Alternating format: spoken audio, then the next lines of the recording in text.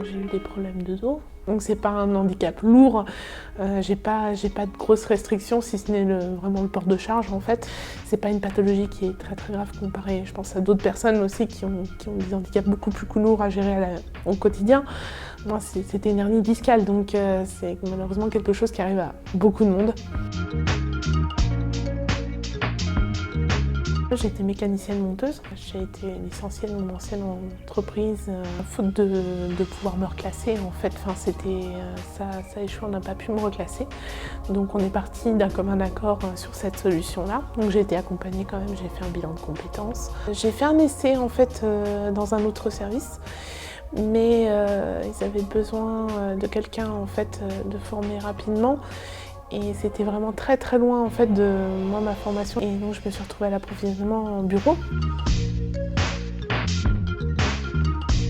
Au début pas très bien, pas très bien parce que en fait on a mis beaucoup de temps à détecter vraiment ce que c'était exactement. Donc on passe quand même des mois à la maison à se dire bah, ça va pas mieux, qu'est-ce qui se passe? Moi j'avais envie que ça s'arrête aussi.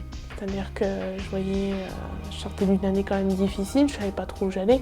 Derrière on vous dit bah, pour vous la mécanique et port de charge c'est terminé. Donc ça faisait quand même 11 ans que j'étais dans mon entreprise. Donc bah, ça a été un gros chamboulement, mais avec le recul, je me dis bah, je le prends plutôt comme un tremplin pour faire autre chose. Moi j'ai besoin d'un temps de convalescence, on va dire, et un temps de remise aussi au travail en douceur, on va dire. Bon bah là, j'ai à cœur de reprendre une activité professionnelle suivie et de pouvoir me réinsérer dans le système.